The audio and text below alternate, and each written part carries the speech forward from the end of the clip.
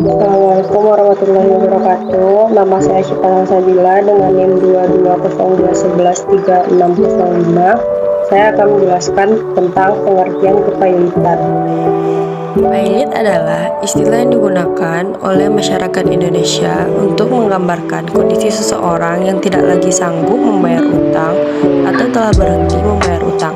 Istilah pailit atau kepailitan dirumuskan dalam Pasal 1 Angka 1 Undang-Undang Kepailitan dan PKPU yang berbunyi, kepailitan adalah sita umum atas semua kekayaan debitur pailit yang pengurusan dan pemberesannya dilakukan oleh kurator di bawah pengawasan hakim pengawas sebagaimana diatur dalam undang-undang ini. Kalau dilihat-lihat, arti pailit sama bangkrut agak-agak mirip ya. Banyak orang yang berasumsi bahwa pailit dan bangkrut merupakan dua hal yang sama, padahal kenyataannya berbeda. Perbedaan antara keduanya dilihat pada kondisi keuangan perusahaan.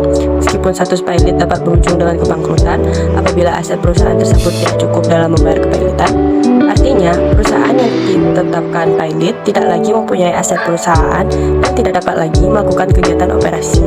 Hal tersebut berujung pada bangkrut. Meskipun perusahaan telah dinyatakan pailit oleh pengadilan niaga, belum tentu memiliki kondisi keuangan yang buruk. Sebab, dalam banyak kasus perusahaan yang dinyatakan pailit, kondisi keuangannya masih aman dan beroperasi normal. Sedangkan perusahaan yang dinyatakan bangkrut sudah pasti memiliki keadaan keuangan yang tidak sehat sehingga tidak dapat menjalankan perusahaan.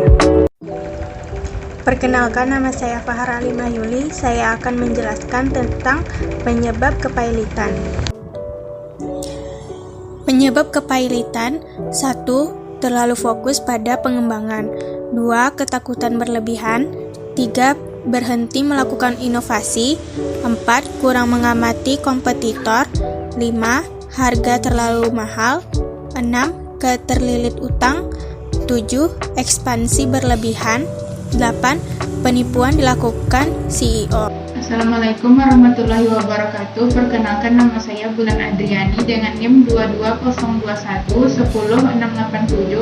Saya sebagai presentator ketiga dengan judul materi syarat-syarat kepailitan. Baiklah, saya akan menjelaskan tentang syarat-syarat pengajuan kepailitan. Yang pertama, adanya 2 kreditor atau lebih. Untuk dapat dinyatakan pailit, debitur harus memiliki sekurang-kurangnya 2 kreditor. Setiap kreditor memiliki hak yang sama untuk mendapatkan pelunasan dari harta kekayaan debitor.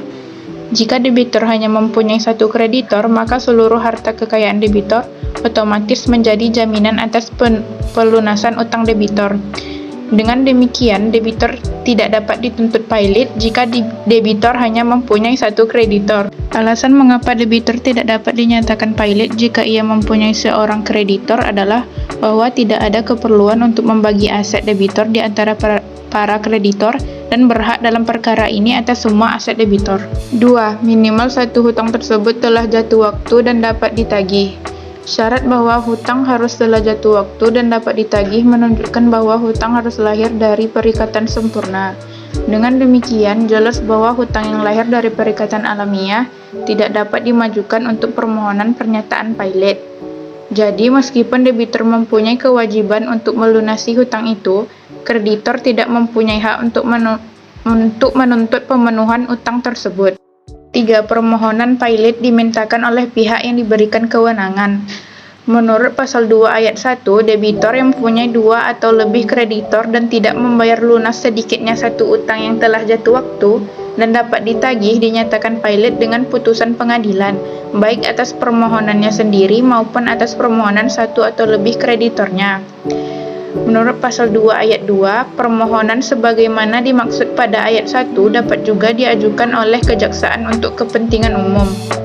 Pasal 2 Ayat 3 menyatakan, dalam hal debitor adalah bank, permohonan pernyataan pailit hanya dapat diajukan oleh Bank Indonesia.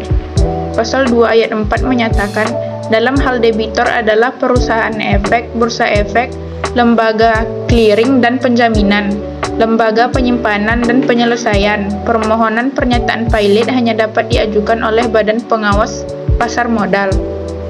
Yang terakhir, Pasal 2 Ayat 5 menyatakan, dalam hal debitor adalah perusahaan asuransi, perusahaan reasuransi, dana pensiun atau badan usaha milik negara yang bergerak di bidang kepentingan publik. Permohonan pernyataan pailit hanya dapat diajukan oleh Kementerian Keuangan. Sekian dan terima kasih. Assalamualaikum warahmatullahi wabarakatuh. Saya Salah Salmia Aki akan melanjutkan materi selanjutnya tentang pihak yang mengajukan kepailitan. Pihak yang mengajukan kepailitan. Seorang debitur hanya dapat dikatakan pailit apabila telah diputuskan oleh pengadilan niaga. Pihak yang dapat mengajukan permohonan agar seorang debitur dikatakan pailit ada 3. Yang pertama, debitur itu sendiri. Kedua, para kreditur. Yang ketiga, kejaksaan untuk kepentingan umum. Yang pertama, debitur itu sendiri.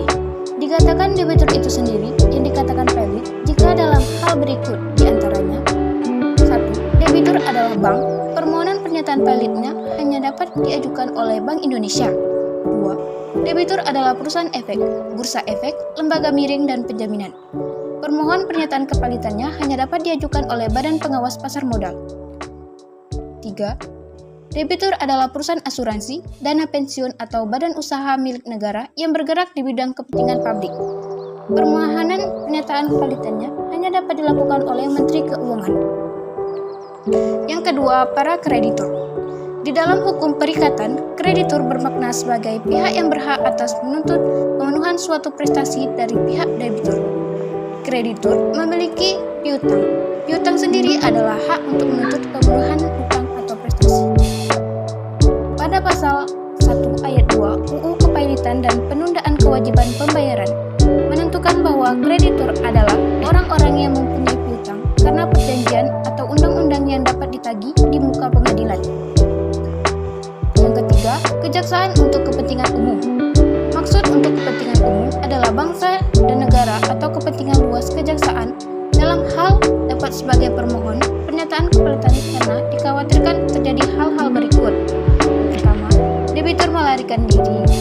Kedua, debitur menggelapkan bagian dari harta kekayaan.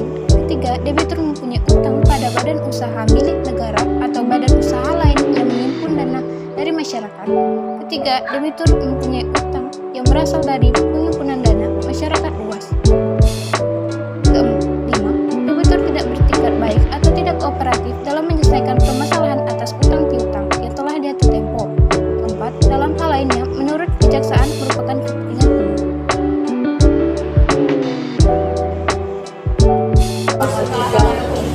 Halo, nama saya Grace Felicia dengan NIM 2202112019. Di sini saya akan menjelaskan tentang proses persidangan kepailitan.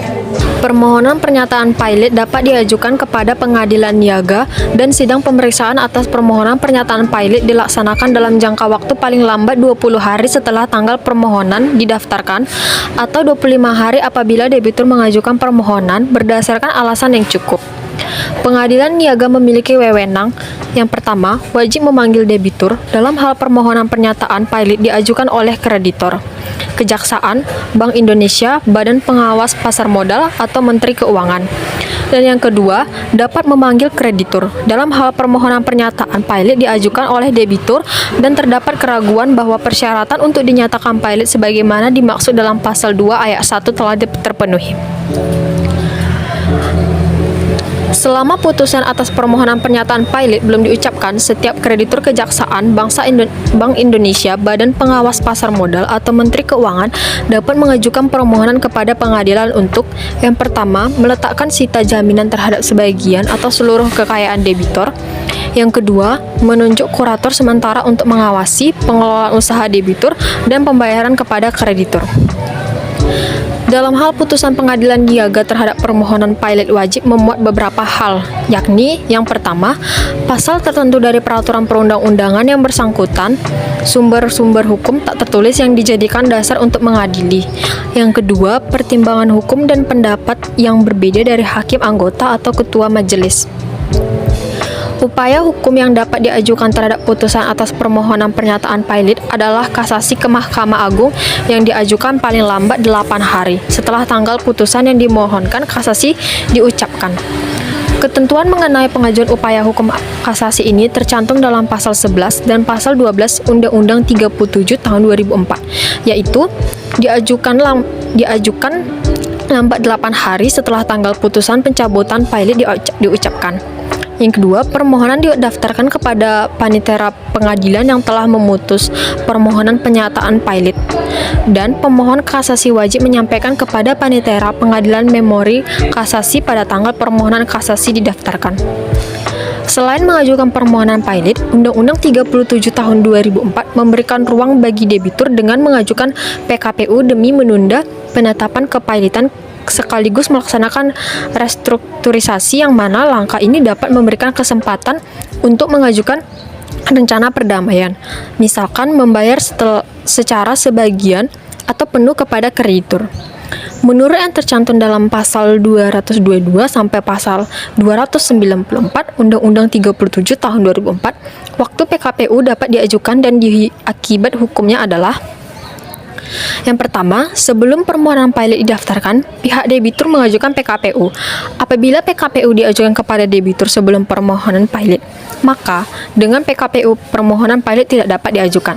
Yang kedua, apabila terdapat permohonan pilot, PKPU dapat diajukan pada saat dilakukannya pemeriksaan oleh pengadilan niaga, maka pemeriksaan permohonan tersebut harus dihentikan. Apabila permohonan PKPU diterima, maka pengadilan niaga memberikan waktu maksimal selama 45 hari kepada debitur untuk mengemukakan rencana perdamaian. Dan apabila di hari yang ke-45 kreditur belum memberikan kepastian terhadap rencana debitur, maka pengadilan niaga akan memberikan tambahan waktu maksimal selama 270 hari. Apabila rencana perdamaian dapat diterima oleh kreditur, maka akan disahkan dan berkekuatan hukum tetap dan mengikat bagi para pihak, yakni kreditur dan debitur. Namun, apabila rencana perdamaian ditolak, maka akan segera ditetapkannya status pilot oleh pengadilan niaga. Sekian dari penjelasan saya, terima kasih.